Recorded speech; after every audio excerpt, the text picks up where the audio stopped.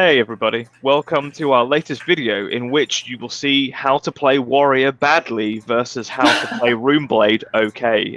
I'm Bambi and I'm here today with Avery. Say hello, Avery. Hello, everybody.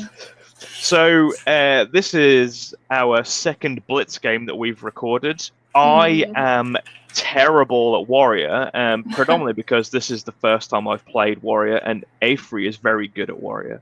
Ooh, thanks for the compliment. So we've got some stuff going on already here. Don's played some stuff out, got some Runeblade tokens, and I seem to have played a Sigil of Solace, which is an interesting choice in a warrior deck from my untrained mind. Well, I think it's actually a really good card to start with, especially because you were going second, because you still can just ditch that card and gain +3 life. I don't know. I think it's a good hand. What about you? What were you thinking? I mean, for me, it's just I didn't expect to see a Sigil in a warrior deck, but as again, like I've not played it before, so it just seemed like a strange inclusion for me. I know in a lot of Blitz decks, and certainly now the meta is becoming of a way where most decks are running Sigil, so it didn't surprise me too much. This is more what I was expecting in a warrior deck, you know, putting down all of these buffs and hitting something with Dawnblades, which helps my not too intelligent mind to know what I've got to do, right? Play stuff, hit with swords, see what happens. Yeah, exactly. I think that's kind of what Warrior is about, though. Just trying to stab you or the opponent as many times as possible. And I think this is particularly a nice combination of cards. You have the go again, you have +3 in total to dominate. I don't know, it's pretty good setup right there. So in terms of Warrior and how it plays specifically in Blitz here, in classic constructed, Warrior is a powerhouse and you see it performing well in most tournaments. In Blitz, though, you don't hear much about Warrior. Does it struggle in Blitz against some of the other decks? I think its biggest opponent might be Ira. I don't know. Ira is just kind of really good in Blitz right now because she can attack and attack and attack for really low cost. You can have one blue card in your hand and still just do 20 damage in a turn. It's insane. And I guess that's part of the problem with Warrior, right? Is you kind of need a lot of cards in your hand in order to have good turns. And if you're having to expend some of those cards to block against Ira because they can get that snowball effect going, then your turns end up being not as powerful. You're not threatening Dawnblade counters, and therefore that might be why it struggles a little. Exactly, and Ira doesn't really have that problem. Although Ira does have a lot less defense options in the equipment section. Yep. And Warrior has a lot, especially if you play Courage. Are you playing Courage right now, or is that the Tunic? It's a Tunic, yeah. Oh, right, yeah. But if you have the Courage one, I think in total you have like 7 defense. Yeah. Okay, that sounds better.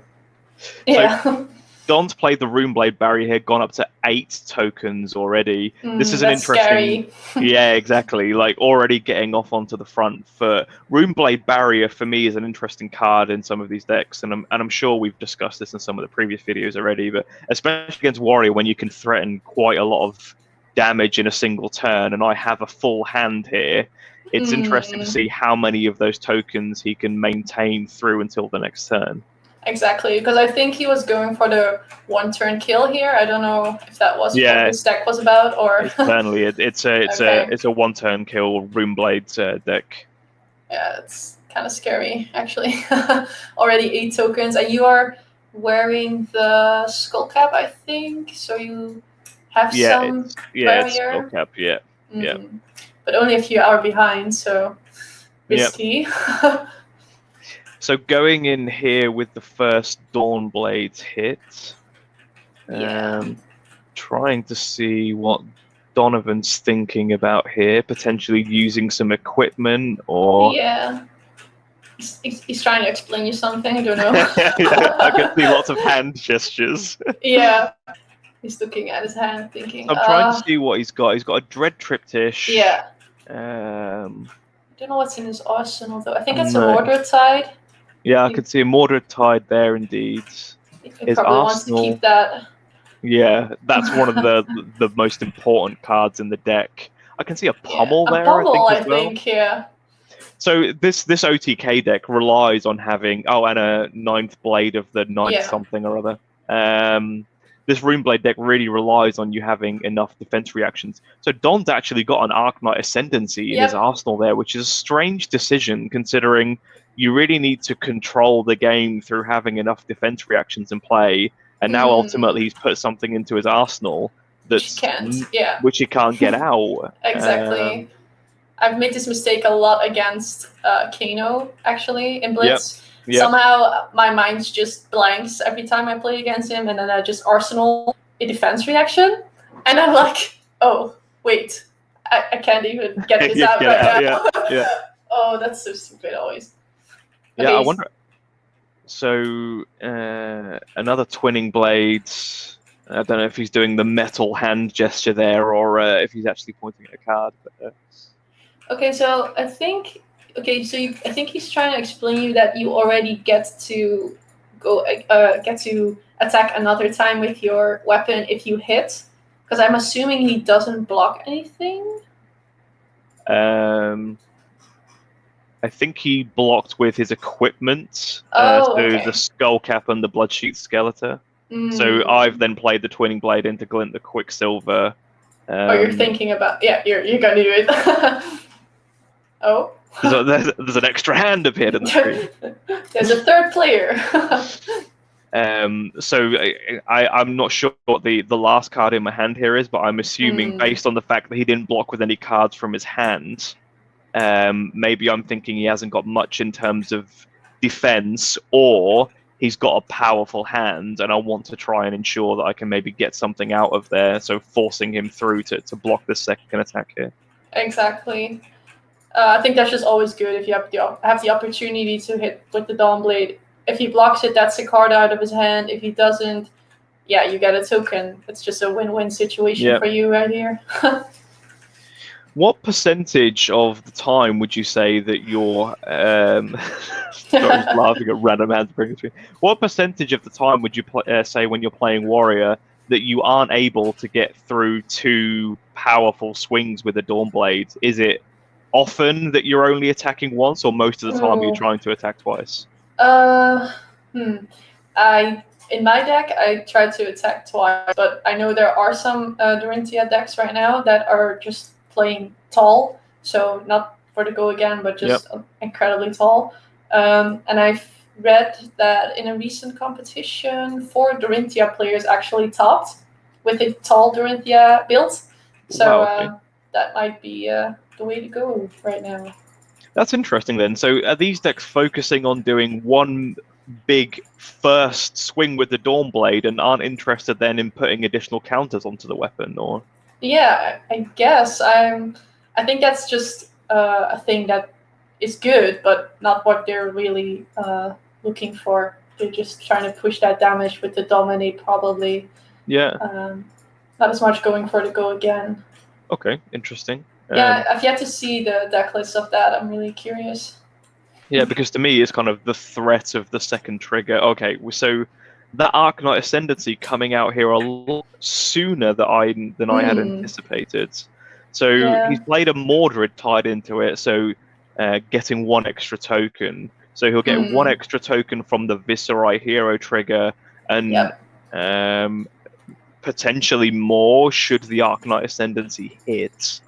But not looking overly strong here in terms of the attack. We did see that Pummel he was holding on to earlier.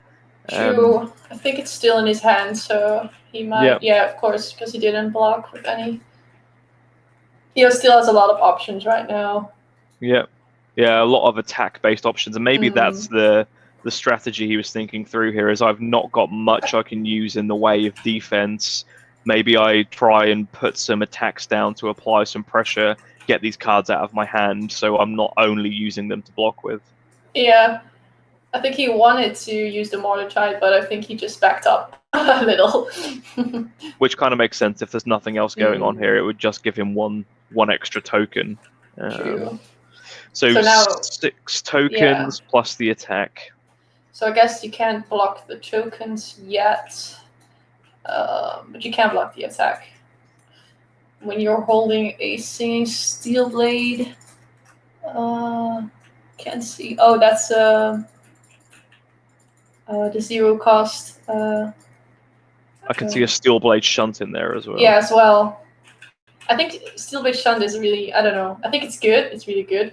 But at the same time, that 1 cost, I don't know. I really dislike. Yeah, I know what you mean. I know what you mean. All right, so you're gonna block with the Steel Blade Shunt, but he has the pommel, of course, as we saw. He really wants this to hit. Yeah, it's so good as well here as well, because it will, I have to discard that last card that I've kept in my hand, maybe thinking that I could put a little bit of pressure through with 1 Dawnblade attack or something. Now I'm going to lose that last card as well. Yeah. So when you saw this, were you thinking, oh, I might lose my advantage, or? I think knowing how that deck plays, I know there's only a certain number of attack action cards that he can play, and therefore you have to think through critically. Most of the time, they're trying to amass that one huge turn where they drop 20, 30 tokens on you in one big hit. If now he's already played one of those attacks out, I think I need to be in the position to at least block some of it, so that later in the game, if he goes for that huge turn again, I can't afford to drop too far down in life total already, because then if you think about the fact that I've got all the tokens coming through and I need to block the damage, I can only block so much of that with a hand of 4 cards, or 5 including an arsenal. So it works best for me now to try and defend as much of that as I can. Yeah, I think that's the better option here as well. So Dawn taking some time to think about what he's arsenaling, I think. The score is now 18-17, if I see that correctly. Yep, that's correct, yeah. So it looked like he arsenaled the Mordred Tide that we saw him holding on to, which is a smart move, right? I mean, you're going to likely use that card quickly. Exactly. It ain't going to be stuck there forever. Yeah. So seeing Steel Blade at hand for you. So I assume it's come back to my turn. I've just passed straight back to Don because I had no cards in hand. Yeah. He's now thinking about what he wants to do. Lots of hand gestures. Exactly. Okay, I assume he must have passed straight back to me then, which happens. So. That happens sometimes in that deck. You've just got turns where, you've got a handful of defense cards or attack cards, and you just can't put any pressure down from an attack point of view. Yeah. I wonder, did you play any cash-ins in that deck? I don't think so, and this was an interesting question I was going to ask you. If you're running spoils, are you always running cash-in, or depending on the deck? In Blitz, I probably played 1 of them, but in Constructed, I always play 2 or 3. Oh wow! Okay. I really like that card, and even if it's not useful right now, I can just pitch it for 2. But the draw effect to draw 2 cards is just pretty strong. Yeah. That's always the thing for me is the cards seems okay, and if you think about the fact that you have to, it costs something, right? Or is the cost of it free? Well, it's actually free. So if you have 4 coppers, then it's free. Then you can just draw 2 cards for free. Okay. Which is I guess good.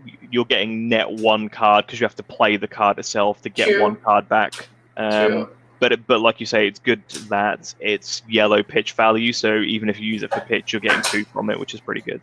Yeah, or if it's the last card in my hand, at 1 turn, I just arsenal it, knowing I can use this the next turn to gain another 2 cards, and then I have like 6 cards at hand, which is great. And then I can play all the attack reactions that I want, or just bluff my way through it.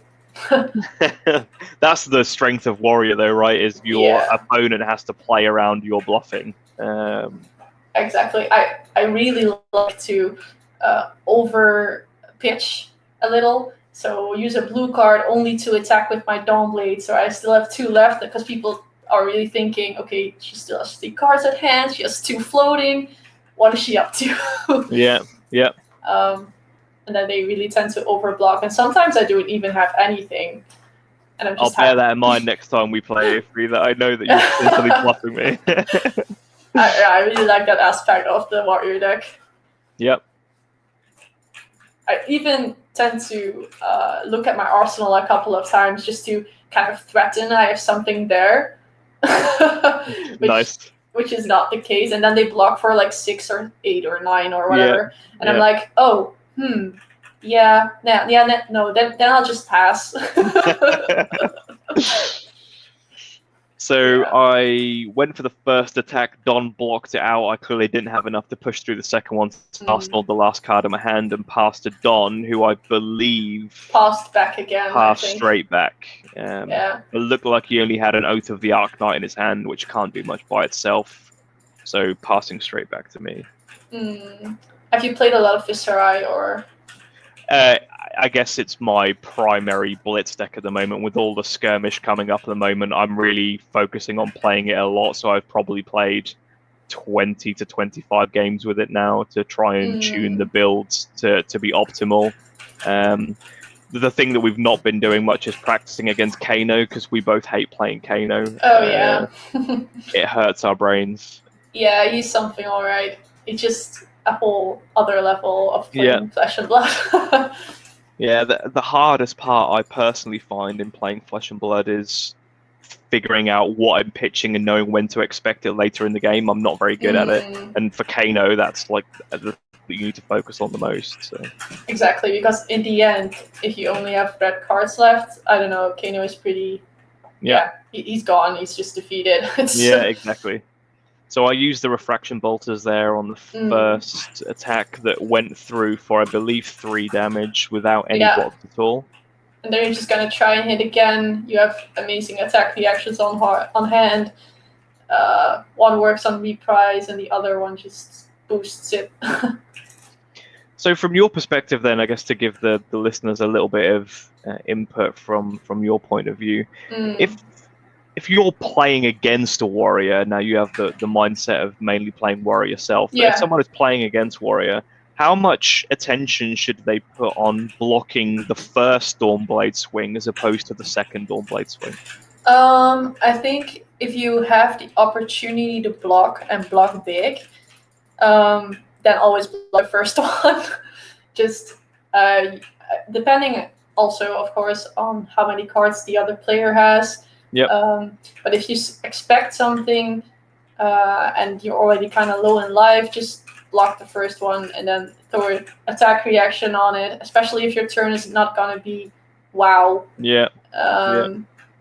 Because that just really sucks for the Dorinthia player. Also, but at the same time, sometimes people are bluffing and they want you to block because there's some kind of reprise card. So sometimes it just stings more to not do anything. To say no blocks, and then especially when Dorinthia players ask you, "Do you have any defense reaction?" You must be wary of anything actually. So I recall when Don was doing this turn so he didn't block any of my attacks. He even let me get through the second Dawnblade attack to get the token on there. So I was expecting some huge attack from him here. I think this isn't as powerful as it could be. Yes, the Mordred tied into the Oath creates 2 from the Oath, 2 from Viserai, then a Slogism into the Spellblade Assault, so creating another 3-4 tokens net. So a lot of tokens being put on the board, but the attack itself not too powerful. So maybe it was the wrong decision from him to not block at all. Maybe he should have positioned it to hold on to the Mordred Tide or the Slogism a little bit and try and find some more powerful attacks later. True, that's always the thing in Flesh and Blood. Is your attack powerful enough to come back, or do you need to block a little because your next turn is not wow anyway? I don't know for sure how much he's putting on the table right now. We're gonna see. But it seems like I'm taking most Yeah. of this. So I've taken all of the rune chant tokens. I believe that was the 7 that I just took, and now thinking about the attack. I think you have another steel blade. Yeah, you do. That must be an annoying sight for him. Yeah, so with the skull cap blocking all of the damage, because now I've dropped below his health total after taking the hit from all of the rune chant tokens, and I've still managed to keep 2 cards in my hand and 1 in arsenal, so I do have the opportunity to swing back here. Especially because your Dawnblade is at 4 right now, and 4 is just an annoying and really annoying. Yeah. 4, Yep, 5, they're just awkward numbers. Yep. 1. Looking at you, Ira. Looking at you. Yep. I love how I just like slowly sliding the Dawnblade forward there. Like, here you go. I wonder what you have in hand. So you can see Don's hand there with the 9th Blades, the Rattle Bones, Chains of Eminence, and the Arknight Ascendancy. So not good from a defensive point of view. No. What do you think about the Chains of Eminence? I think that's a really curious card.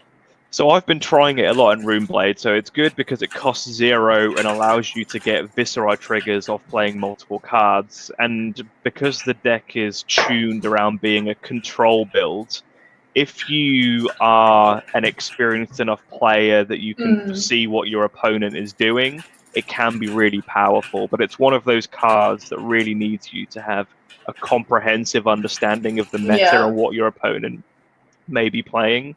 The second part that makes it good is because you're going... We've lost our life total. Goodbye. Because you're going for that one powerful blowout turn with the Runeblade OTK deck, it allows you to restrict potential responses your opponent could have to that, even if it's just as simple as saying, I don't know, Arcanite Skullcap, or anything that you think from pitch point of view, armor that stops the last 2 or 3 of that damage coming through. It can be really powerful.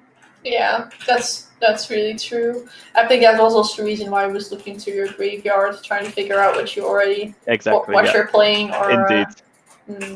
And in Blitz, it's more powerful as well because you're only looking at a 40-card deck, so you can have a better understanding of what's potentially left in there. Yeah, that's true, because I think you played your Steelblade Shuns, all the red ones, so he knows that's not an option anymore. Yep. Can you remember what he called out here? No. I know it wasn't something that I had in my hand, so it wasn't something that impacted my plays. Yeah, it's always a gamble.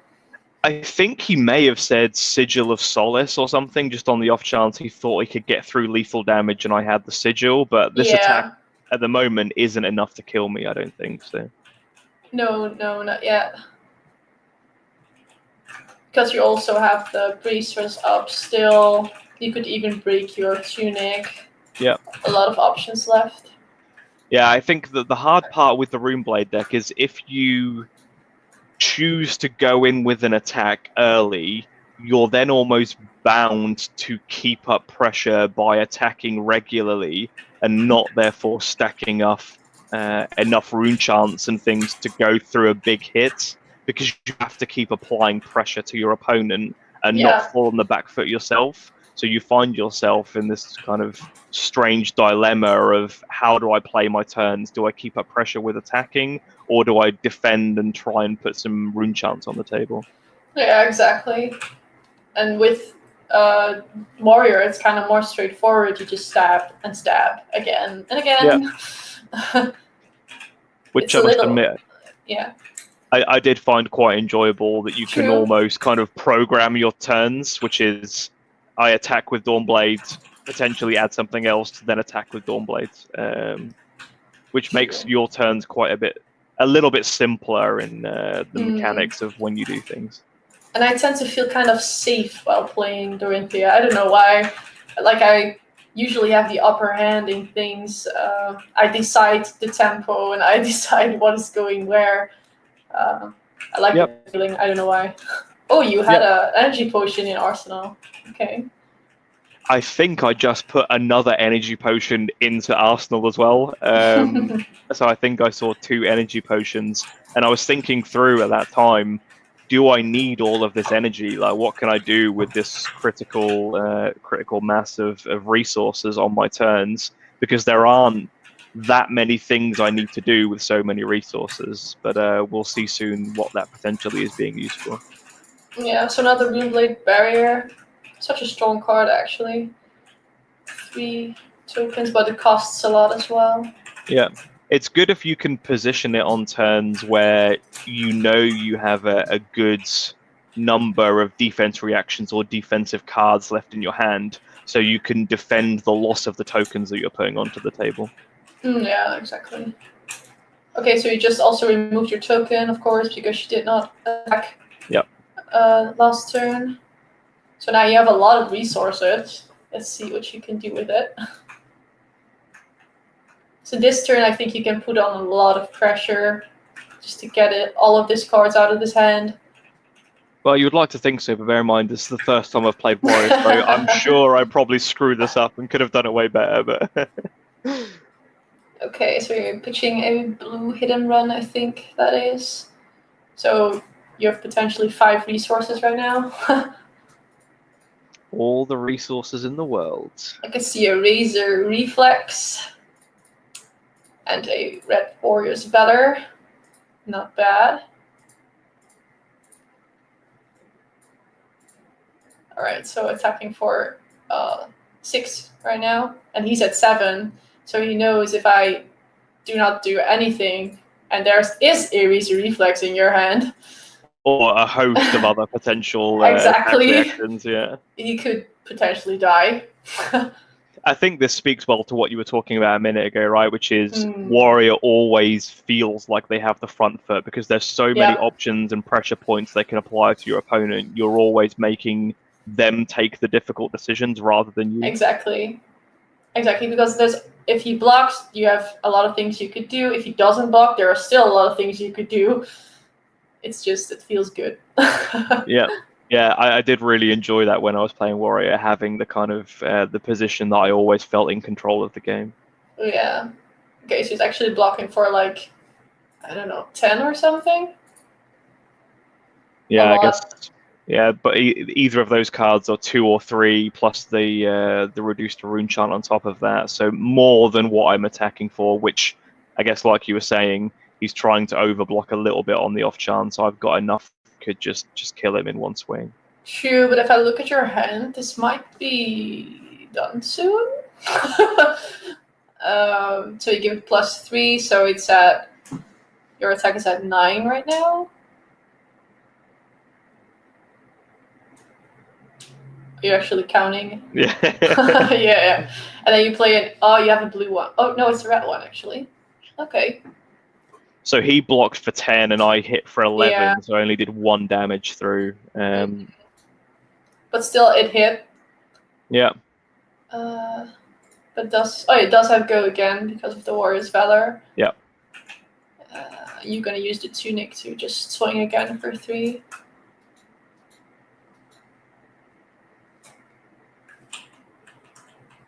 Nice. I really want to know what that card in my arsenal is. I just can't remember. What if it's like a defense reaction or something else? Oh, I hope it's not. That would make me out to have played this poorly. It's going to be some spicy card that I'm going to use to finish the game off, clearly. Yeah. Oh, and I see another energy potion in your hand right now. So it can't be an energy potion. Okay. All right. Okay, Chains of Eminence.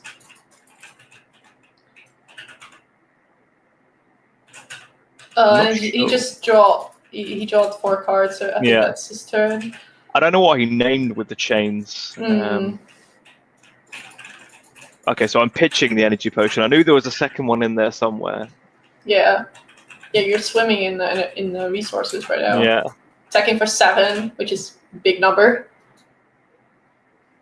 Yeah, like you were saying earlier, it's just so important when you get that second counter on Dawnblade, how quickly that puts pressure onto your opponent with just one counter.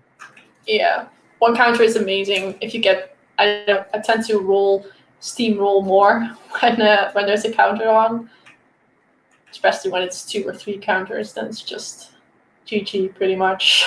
Yeah. So he's blocking here with 2 cards. The Sloggism only blocks for 2, so I'm guessing the one behind that's onto 3, and then the Reduce the Root to Enchant taking it up to a current block of 9. Yeah, and you're at 7. You have a glint and a Iron Determination. Exactly. And resources, as you said earlier, plenty of resources to spend. You're thinking about giving it go again and drawing a card. I think that would be a good option. You could draw something that's really good, or I think somebody also gave you that advice. You should play this card. Yeah.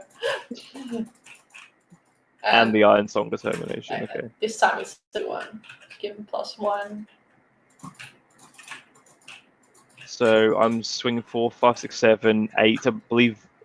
Yeah. I'm at 9 to his what was before 4, 5, 6, 7, maybe 8 or something. So he had to play the additional Reduced to Enchant on top of that to make me lose the counter. But you did have go again, right?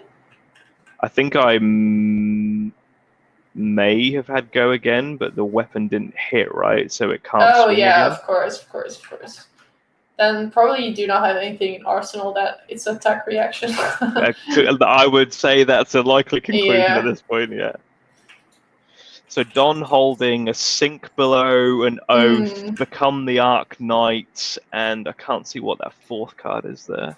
Yeah. But yeah, I think he's just passing it back again because he's really on the blocking side now. I think it's really hard for Runeblade to come back right now. Yeah. Because you're just keeping pressure all the time.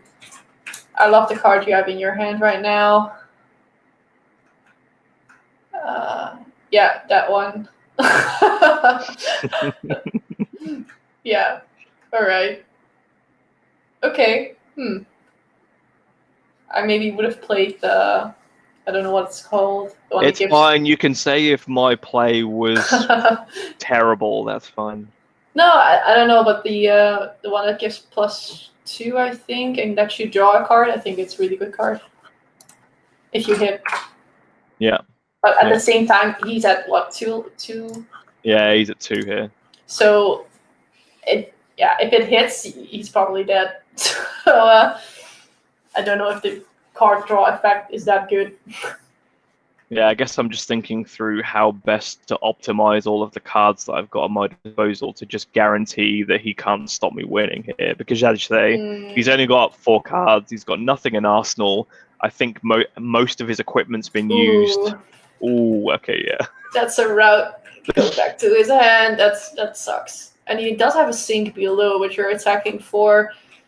Let's see, 6-9 right now. Yeah. So he's at less.